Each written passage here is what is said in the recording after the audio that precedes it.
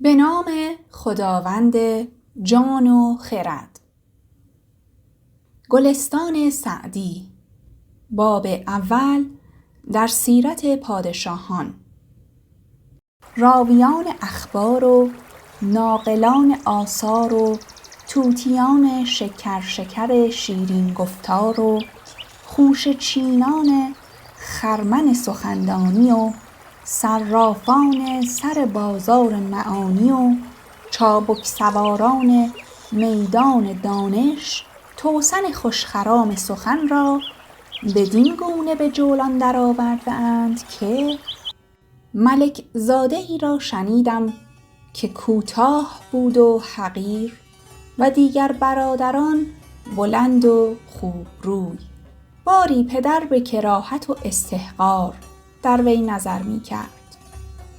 پسر به فراست و استبصار به جای آورد و گفت: ای پدر، کوتاه خردمند به که نادان بلند.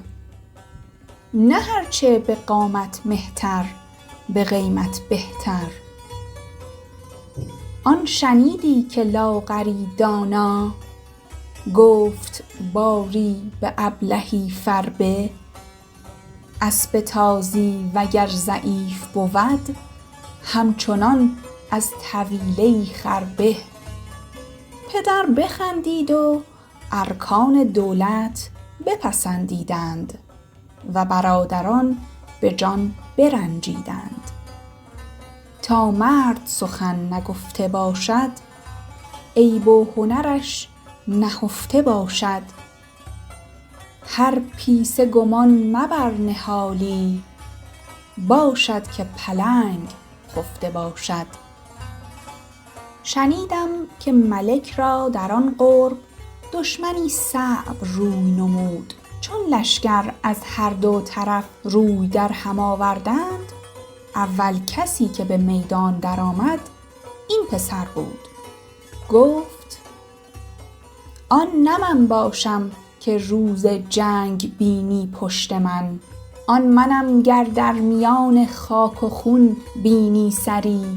کان که جنگ آرد به خون خویش بازی می کند روز میدان و آن که بگریزد به خون لشکری. این بگفت و بر سپاه دشمن زد و تنی چند مردان کاری بینداخت و چون پیش پدر آمد زمین خدمت ببوسید و گفت: ای که شخص منت حقیر نمود تا درشتی هنر نپنداری. اسب لاغر میان به کار آید روز میدان نه گاو پرواری. آورده اند که سپاه دشمن بسیار بود و اینان اندک جماعتی. آهنگ گریز کردند. پسر نعره زد و گفت: ای مردان، بکوشید یا جامه زنان بپوشید. سواران را به گفتن او تهور زیادت گشت و به یک بار حمله آوردند. شنیدم که هم در آن روز بر دشمن ظفر یافتند. ملک سر و چشمش ببوسید و در کنار گرفت و هر روز نظر بیش کرد تا ولیعهد خویش کرد. برادران حسد بردند و زهر در طعامش کردند. خواهر از غرفه بدید، دریچه بر هم زد. پسر دریافت و دست از طعام کشید و گفت: محال است که هنرمندان بمیرند و بی هنران جای ایشان بگیرند. کس نیاید به زیر سایه بوم ور همای از جهان شود معدوم.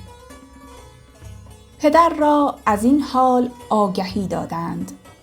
برادرانش را بخواند و گوشمالی به واجب بداد. پس هر یکی را از اطراف بلاد حصه معین کرد تا فتنه بنشست و نزاع برخاست. که 10 درویش در گلیمی بخسبند و دو پادشاه در اقلیمی نگنجند. نیم نانی گر خورد مرد خدا، بذل درویشان کند نیمی دگر. ملک اقلیمی بگیرد پادشاه، همچنان در بند اقلیمی دگر.